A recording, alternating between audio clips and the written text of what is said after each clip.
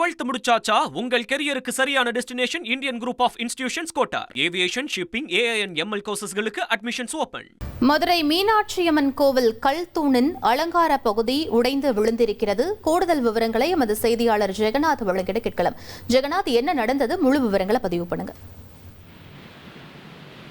வணக்கம்.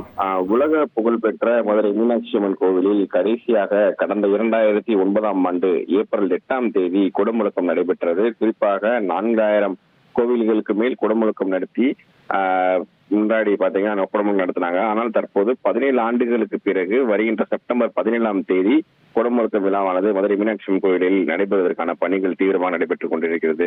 இந்த நிலையில் பாத்தீங்கன்னா கடந்த 2018 ஏற்பட்ட தீ விபத்தில் சேதமடைந்த வரலாற்று சிறப்புமிக்க வீர வசந்தராய மண்டபம் அதன் பழமை மாறாமல் மீட்கும் வகையில் இந்த மண்டபத்தில் புறநம்பு பணிகளானது நடைபெற்று வருகின்ற நிலையில கோவில்கள் முழுவதும் வர்ணங்கள் பூசப்பட்டு அந்த பணிகளானது தீவிரமாக நடைபெற்றுக் கொண்டிருக்கிறது.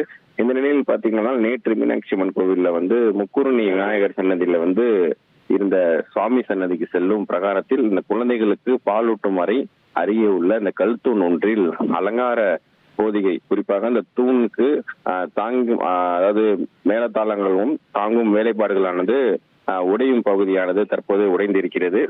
தற்போது அச்சமத்தில் அங்க இருக்கக்கூடிய பக்தர்கள் வராததால் நல்ல வாய்ப்பாக இந்த யாருக்கும் எந்த ஒரு பாதிப்பும் ஏற்படாமல் இருந்திருக்கிறது. பின்னர் கோவில் ஊழியர்கள் அந்த உடைந்த பகுதியை அதே இடத்திற்கு வைத்து மீண்டும் கீழே விழாதபடி கம்பி கட்டி வைத்து பாதுகாத்து வருகின்றனர்.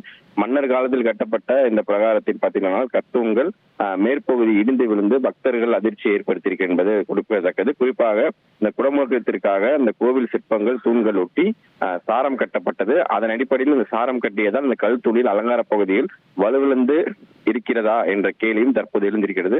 தற்போது இதனை உடனடியாக சீரமைக்க வேண்டும் என்பதே பொதுமக்களின் கோரிக்கையாக இருக்கிறது என்பது குறிப்பிடத்தக்கது.